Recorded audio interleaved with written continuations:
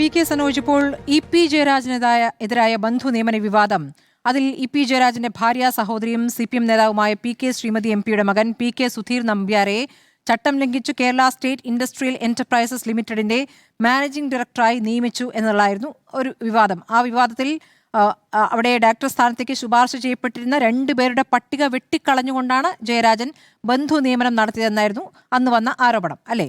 അടുത്തത് 2016 E P ജയരാജന്റെ സഹോദരൻ ഇ പി ഭാർഗവന്റെ മരുമകൾ ദീപ്തി നിഷാന്തിനെ ക്ലിയാൻ സെറാമിക്സ് ലിമിറ്റഡ് ജനറൽ മാനേജറായി നിയമിച്ചിരുന്നു. വിവാദമായതോടെ അതും രാജിവെച്ചു. അടുത്തത് KT ജലീലിന്റെ ബന്ധു നിയമനമാണ്. അതും വിവാദമായി. നിയമവിരുദ്ധമാണ് എന്ന് കോടതിയിൽ തന്നെ അത് തെളിയിക്കുകയായിരുന്നു. പിന്നീട് അദ്ദേഹത്തിന് രാജിവെക്കേണ്ടി വന്നു. KK രാഗേഷിന്റെ ഭാര്യയുടെ നിയമനവുമായി ബന്ധപ്പെട്ട് അദ്ദേഹത്തിന്റെ ഭാര്യ പ്രിയ വർഗീസിനെ അസോസിയേറ്റ് പ്രൊഫസറായി നിയമിച്ചതും വിവാദമായിരുന്നു. അതിൽ അഭിമുഖത്തിൽ പങ്കെടുത്തവരിൽ ഗവേഷണ പ്രസിദ്ധീകരണങ്ങൾക്കുള്ള ഏറ്റവും കുറവ് പോയിന്റ് സ്കോർ ചെയ്തിട്ടും അധ്യാപന പരിചയം കുറവായിരുന്നിട്ടും പ്രിയ വർഗീസിനാണ് ആ സ്ഥാനം കിട്ടിയത് എന്നുള്ളതായിരുന്നു. AN ഷംസിന്റെ ഭാര്യയുമായി ബന്ധപ്പെട്ടും സമാനമായ ആരോപണം ഉയർന്നിരുന്നു. ഇത്തരം ആരോപണങ്ങളെ ഇപ്പോൾ ഈ പറയുന്ന ഈ സണ്ണി ജോസഫിന്റെ അളിയൻ വിവാദവുമായി ചേർത്ത് വെക്കാവുന്നതാണോ? അതിൽ പലരുടെയും നിയമനം തടഞ്ഞുകൊണ്ട് അല്ലെങ്കിൽ പലരും ഒഴിവാക്കിക്കൊണ്ട് ആ പോസ്റ്റിലേക്ക് എത്തുകയാണ്. അത് ഒരു മത്സരം നടക്കുന്നുണ്ട് അവിടെ. അത് രാഷ്ട്രീയ പോസ്റ്റ് അല്ല. ആ തരത്തിലൊരു വ്യത്യാസം അവിടെ ഉണ്ടല്ലോ. അപ്പോൾ അങ്ങനെ ആരോപണ വിധേയരായിരുന്ന സമയത്ത് അതിനെ എങ്ങനെയൊക്കെ നിങ്ങൾ ന്യായീകരിച്ചു എന്നുള്ളതും നിങ്ങൾക്കെതിരായിട്ടുള്ള ചോദ്യമായി വരുന്നുണ്ട് സനോജ്.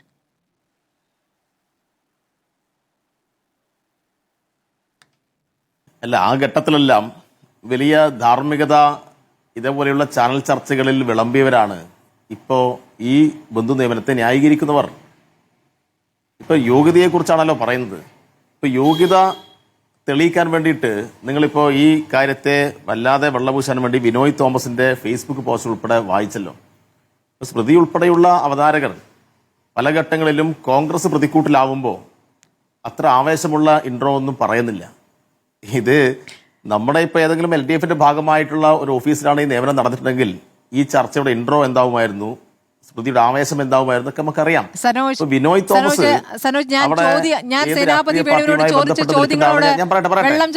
സംശയമുണ്ടോ? ഞാൻ പറയട്ടെ. അല്ല, ഞാൻ കുറെ ആയില്ലേ സ്മൃതിയുടെ ചർച്ച കാണുകയും ചർച്ചയിൽ പങ്കെടുക്കുകയും ചെയ്യുന്നത്.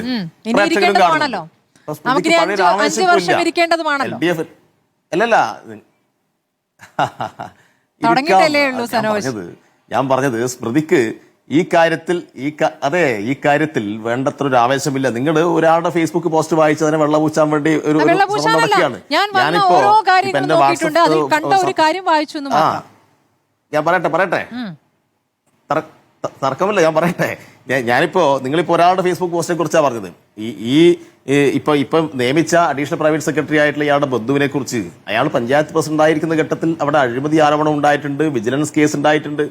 ഇനിയിപ്പോ ഈ സണ്ണി ജോസഫ് തന്നെയാണെങ്കിൽ അയാൾക്ക് എതിരായിട്ട് ആ നാട്ടിൽ പറയുന്ന കുറെ ആളുകളുണ്ട്. എല്ലാവരും ഫേസ്ബുക്കിൽ പോസ്റ്റ് ഇട്ടുണ്ടാവില്ല. ഞാനിപ്പോ എന്നോടിപ്പോ ഒരാളിപ്പോ മെസ്സേജ് അയച്ച് പറഞ്ഞത് അയാളുടെ 9 ബന്ധുക്കളെ അയാൾ ഭാരവാഹിയായ സമയത്ത് വിവിധ ബാങ്കുകളിൽ നിയമിച്ചിട്ടുണ്ട് എന്നാണ്. അയാളുടെ ഒരു അടുത്ത ബന്ധുവിനെ നിയമിച്ചതുമായി ബന്ധപ്പെട്ട് കോഴിക്കോട് കാരശ്ശേരി ബാങ്കിൽ നിന്ന് ഒരു പരാതി DGPക്ക് പോയിട്ടുണ്ട് എന്നാണ് വേറൊരു കാര്യം മനസ്സിലാക്കുന്നത്.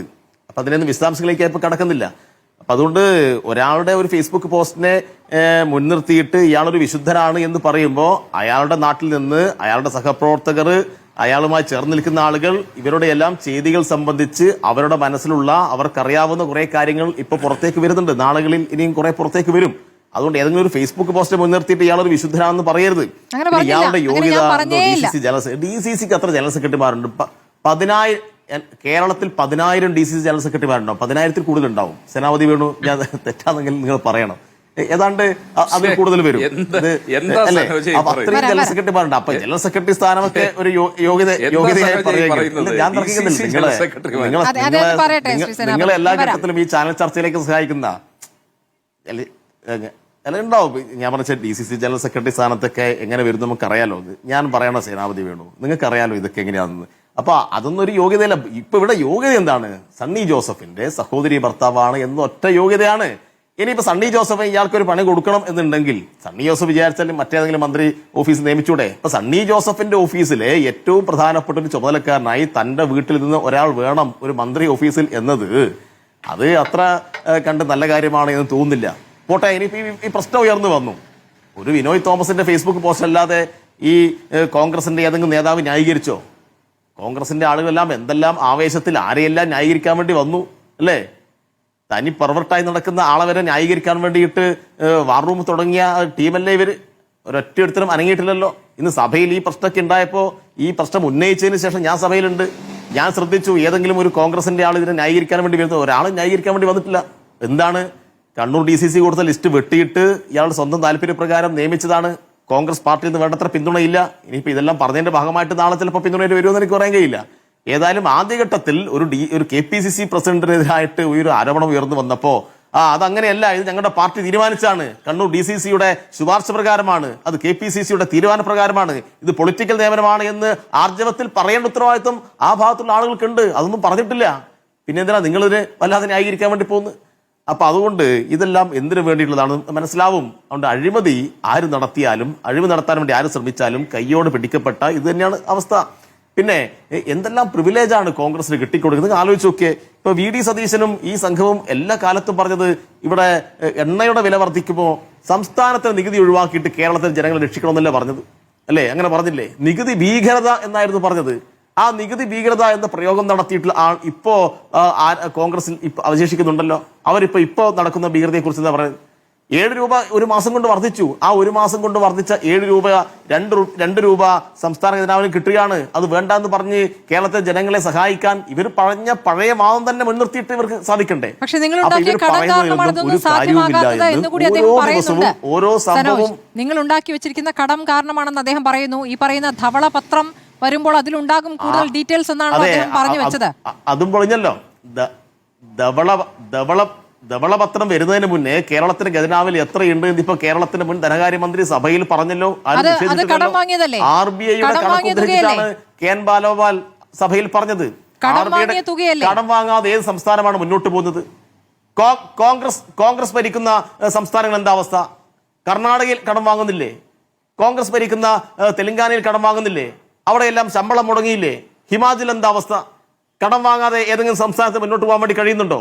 ആ കടം എന്തുകൊണ്ട് വാങ്ങേണ്ടി വരുന്നു എന്ന ചോദ്യത്തിനോട് സ്മൃതി ഉത്തരം പറയണം. സ്മൃതി പറഞ്ഞു കൊടുക്കണം ഇവർക്ക്. എന്തുകൊണ്ടെന്ന് പറഞ്ഞാൽ കേന്ദ്രത്തിന്റെ ഉപരോധമാണ്, കേന്ദ്രത്തിന്റെ സാമ്പത്തികമായിട്ടുള്ള വിവേചനപരമായ തീരുമാനമാണ്, ഫെഡറൽ തത്വങ്ങൾ ലംഘിക്കുന്നതുകൊണ്ടാണ്. എന്നിട്ട് ഞങ്ങൾ പറഞ്ഞു, എന്തേ നിങ്ങളുടെ നയപ്രഖ്യാപന പ്രസംഗത്തിൽ കേന്ദ്രത്തിന്റെ ഈ വിവേചനത്തിനെതിരായിട്ട് ഒരു വാക്ക്, ഒരു വരി നിങ്ങൾ പറയാതെ പോയത്? ഒന്നും പറഞ്ഞില്ലല്ലോ. അപ്പൊ ഇതൊക്കെ ആർക്കാ മനസ്സിലാവാത്തത്? കേന്ദ്രത്തിനെതിരായിട്ട് കേരളത്തിലെ സംസ്ഥാന ഗവൺമെന്റ് ഒന്നടങ്കം സമരരംഗത്തേക്ക് പോയ അവസരത്തിൽ ആ സമരത്തെ പിന്നിൽ നിന്ന് കുത്തി, അല്ലേ? എന്നിട്ട് ഇപ്പൊ കടത്തിന്റെ കണക്ക് പറയുകയാണ്. കേരളത്തിന്റെ ഖജനാവ് കാലിയാണെന്ന് പറഞ്ഞപ്പോ RBIയുടെ കണക്കുദ്ധരിച്ച് പറഞ്ഞു 6000-ൽ കൂടുതൽ കോടി രൂപ ബാക്കി വെച്ചിട്ടാണ് ഞങ്ങൾ ഇറങ്ങിയത് പറഞ്ഞില്ലേ? അപ്പൊ അതുകൊണ്ട് കോൺഗ്രസിന്റെ ഇരട്ടത്താപ്പ്, കോൺഗ്രസിന്റെ കപട മുഖം ഓരോ ദിവസവും ഓരോ മണിക്കൂറിലും വെളിപ്പെട്ട് വരികയാണ്. അതുകൊണ്ട് സ്വന്തം അളിയനെ തന്റെ ഓഫീസിൽ നിയമിച്ചിട്ട് ഇയാൾ പരമയോഗ്യനാണ് എന്ന് ഏതോ ഒരു കഥാകൃത്ത് ഫേസ്ബുക്ക് പോസ്റ്റ് ഇട്ടെന്ന് പറഞ്ഞിട്ട് ന്യായീകരിക്കാൻ വേണ്ടി വന്നാലൊന്നും അത് ന്യായീകരിക്കുന്ന കാര്യമല്ല. ഇതിന് പിന്നിൽ കൃത്യമായ അഴിമതി താല്പര്യമാണ്. ഞാൻ ആ നാട്ടിലുള്ള ഒരു നാട്ടുകാരൻ പറഞ്ഞൊരു അഭിപ്രായം പറഞ്ഞു എന്ന് മാത്രമേ ഉള്ളൂ. അതൊരു കൺക്ലൂഷനിൽ എത്തി പറഞ്ഞതല്ല. കൺക്ലൂഷനേ അല്ല, അത് നാട്ടിലെ ഒരു എഴുത്തുകാരൻ പറഞ്ഞ ഒരു കാര്യം വായിച്ചു എന്ന് മാത്രമേ.